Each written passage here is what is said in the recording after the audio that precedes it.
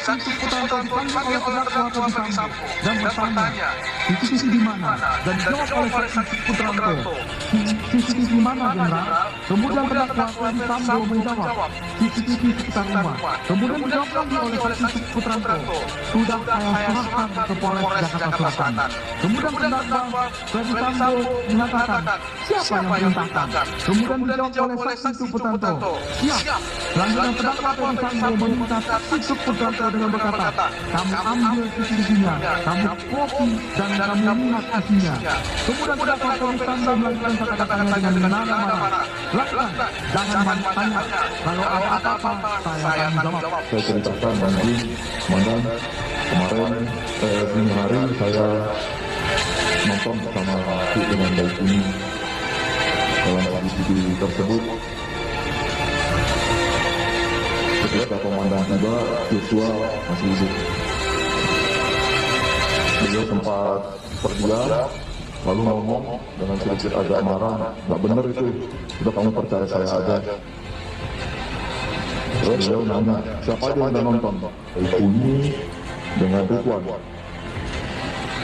Terus, kamu simpan di mana itu? Saya laporkan, saya simpan di laptop baik ini dengan harddisk. Karena saya lihatnya harddisk nempel di flashdisk nempel di laptop. Kemudian, berarti kalau sampai kata Pak Ferdi Sambo ini berarti kalau bocor kalian berempat lah yang bocor. Saya hanya diam saja karena ada posisi bawah muka memerah. Menurut ahli hukum, ini kesalahan fatal Putri Chandrawati di kasus Brigadir J dikutip dari artikel Jakarta Kompas.com. Diketahui Guru Besar Hukum Universitas Jenderal Sudirman Hibnu Nugroho menilai, sulit untuk membuktikan dugaan kekerasan seksual yang diklaim Putri Chandrawati dilakukan oleh Brigadir J. Menurut Hibnu, jika pelecehan benar terjadi, saat itu Putri seharusnya langsung melapor ke polisi, sehingga pihak berwenang segera mencari bukti-bukti. Itu kesalahan sejak awal. Kenapa tidak dilakukan pembuktian? Kita kan kalau bicara hukum bicara bukti, kata Hibnu, Selasa, tanggal 20 Desember tahun 2022. Dirinya mengatakan, bahwa perkara kekerasan seksual umumnya dibuktikan dari hasil visum korban. Namun, visum dapat menjadi bukti hanya jika peristiwa kekerasan baru saja terjadi. Sementara lebih lanjut, kasus Putri soal kekerasan seksual diklaim terjadi pada tanggal 7 Juli tahun 2022, sehingga visum tidak mungkin lagi dilakukan kini.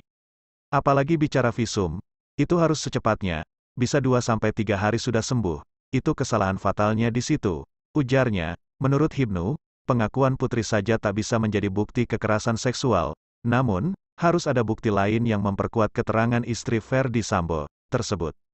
Bila Putri mengeklaim hasil asesmen psikologi forensik terhadap dirinya menunjukkan adanya dugaan kekerasan, kata Hibnu, hal itu harus disampaikan oleh ahli di persidangan. Nantinya, majelis hakim akan menilai apakah keterangan ahli tersebut dapat dijadikan alat bukti atau tidak. Seandainya ahli yang dihadirkan pihak Putri dan Sambo kelak dapat memperkuat tudingan kekerasan seksual, ada kemungkinan hukuman suami istri terdakwa pembunuhan berencana itu diringankan. Konstruksi pembunuhan itu sudah jelas, perencanaannya sudah jelas, tapi motifnya apa? Kalau memang ada perkosaan itu meringankan hukuman terdakwa, sehingga putusannya hakim jelas karena tiap kejahatan itu pasti ada motif, kata Hibnu.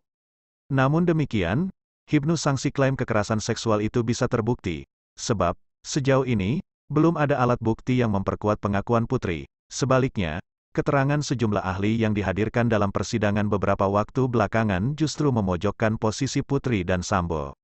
Ahli uji poligraf menyebut, suami istri itu terindikasi berbohong saat memberikan keterangan tes kejujuran. Sementara, ahli kriminologi menilai, perkosaan yang diklaim Putri tidak jelas, akan sangat sulit, sangat lemah sekali.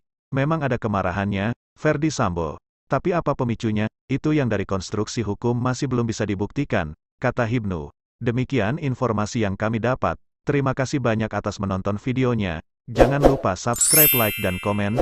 Sampai jumpa di video selanjutnya.